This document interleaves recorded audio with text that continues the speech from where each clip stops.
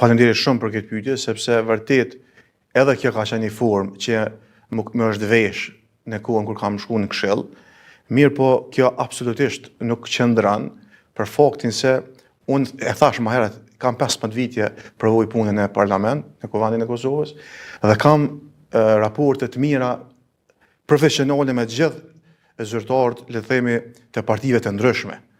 Sepse kjo argumentohet me faktin se ditën kur jam votuar në Kuvend të Kosovës, nga 77 vota, 77 deputet që kanë marrë pjesë në votim, ka marrë 74 vota në këtë proces. Pra ka marrë vota të gjitha partive politike dhe jo vetëm të një subjekti politik. Kjo për faktin se gjatë punës time në Kuvendin e Kosovës, ata që më njohin dhe ata me të cilët kam punu, të gjitha subjekte politike, më njohin si një njeri parimor, profesional dhe që nuk mbështes individ, nuk mbështes subjekte, mbështes ligjshmërinë e proceseve, profesionalizmin, transparencën dhe gjithçka tjetër që i konsideroj vlera.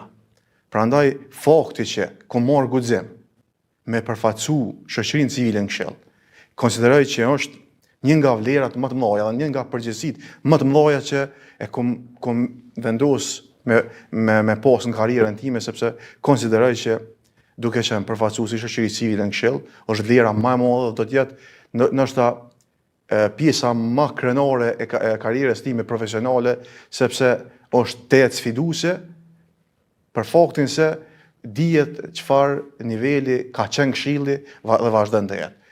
Këtë nuk e kam konstatuar. Këtë e kanë konstatuar edhe ambasada amerikane, nëse mbaj mend në një kohë e pa quajtur sistemi prishur. Komisioni i Venecias e ka quajtur korporat, sistem korporatist. Këto defekte, të cilat i kanë po partner ndërkombëtar, nuk i kam sjellën në Këshill, ato i kam gjetë. Dhe fakti që kam hyrën përfaqësues i shoqërisë civile në Këshill, kam dashur që vlerat që i proklamon shoqëria civile të jetë një zë i fuqishëm në Këshill, gjë që mendoj nga dita parë kam arrit me bë. Pra, aspekti jam është vetëm profesional. Në fakt është e vërtetë që zëri juaj kritik është pa në secilën mbledhje të Këshillit, ku ka pas mos pajtime pra me shumë procese të cilat janë zhvilluar. Por pyetja që shtrohet tash është kjo kritik, a vjen nga tendenca e pushtetit të vetëvendosjes që me kap KPK-n, sepse ka edhe analiza të tilla që e thojnë këtë, apo ka të bëjë me çështje parimore të një procesi të reformës që ka filluar në këtë Këshill, e për cilën vazhdimisht është thënë edhe është kritikuar kasta e vjetër që po reziston mos me leju me ndodhë reforma. Ata që duhet me pas qartë se çka po ndodh realisht në Këshillin Prokural, mjafton me i po raportimet për më shumë se një dekadë i IKD-s dhe betimit për drejtësi. Përafërsisht kur i merr dhe i sheh këto zhvillime nëpër vite, e sheh që jo rastësisht është kritiku kaq fuqishëm Këshilli nga ambasada amerikane, nga partnerët ndërkombëtar, nga shoqëria civile, sepse vërtet ka qenë një sistem korporatist, për shkak se ka pas një përbërje nga 13 anëtar, 10 kanë qenë prokuror, dhe vetëm 3 anëtar jo prokuror. Dhe ju e dini, ndryshimet të cilat kanë ndodhur kohëve të fundit. Nëse mund të them me përgjegjësi të plotë që nuk ka ndonjë ligj në Republikën e Kosovës që ju kanë nështruar më shumë filtrave të gjykatës kushtetuese dhe të Komisionit të Venecias sa ligji për Këshillin Prokural. Dhe i dim për neve janë të njohura vlerësimet e IKD-s dhe betimit për drejtësi në atë kohë që kjo përbërje të e ka lej filtrin e gjykatës kushtetuese ka qenë pikërisht ajo që është proklamuar ndër vitet se është më e mira. Dhe duke qenë pjesë e Këshillit, veç po du më kthy pak në retrospektiv, unë kam ardhur në Këshill me një ligj të vjetër, le të themi kështu, me një përbërje tjetër. Kjo përbërje ka qenë 13 anëtar Këshilli, 10 prej tyre prokuror, një përfaqësues i shoqërisë civile, një nga radhët e fakultetit juridik dhe një nga oda e avokatëve. Dhe ju e dini, vitin e kaluar për herë të parë, Këshilli pat 3 anëtar të 3 anëtar jo prokuror. Ndonë se antari që vije nga u dhe avokatëve në një periudhë të mëvonshme dha dorëheqje për shkak të konfliktit të interesit. Megjithatë, ne për herë të parë u zgjodhëm si përbërje e plot, ndonë se të vogël në kuptimin e numrave, sepse ishim 10 me 3. Do të kishte një përbërje absolutisht korporatiste dhe në një përbërje prej 10 anëtarëve prokuror, ti je një zë i vogël në këshill. Një zë i vogël. Megjithatë, kjo nuk më ka ndalë mu që ky zë të jem zëri i shoqërisë civile, sepse e kam marrë me shumë përgjegjësi të madhe këtë pozicion.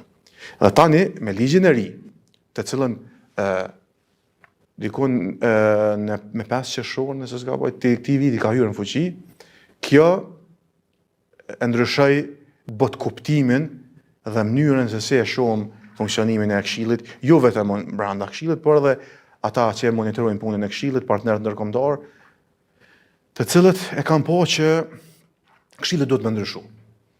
Dhe realisht po ndryshon.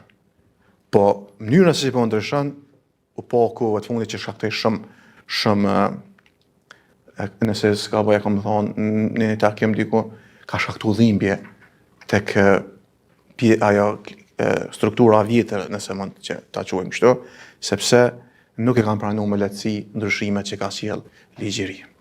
Folet shumë për këtë pjesë të bashkëpunimit të shoqërisë civile me ju në mënyrë që të shoni pra përpara vlerat që i ka në Këshillin Prokurorial të Kosovës. Ma konkretisht, çfarë bashkëpunimi keni me shoqërinë civile? Është një bashkëpunim shumë i mirë.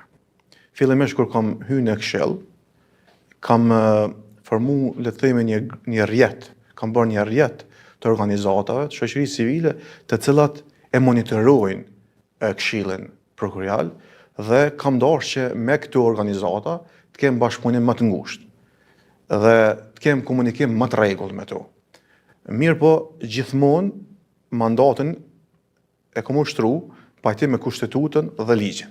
Sepse kjo ka qenë edhe një fjali, nëse mboj mend mirë, të një opinionit Komisionit Venecias, ku thot, pavarësisht antari i Këshillit se nga vije, në momentin e zgjedhjes, është antar i Këshillit, me të drejtat e plota dhe mandatin duhet ta ushtrojnë pajtim me kushtetutën dhe ligjin. Këtë kam bërë gjatë punës time.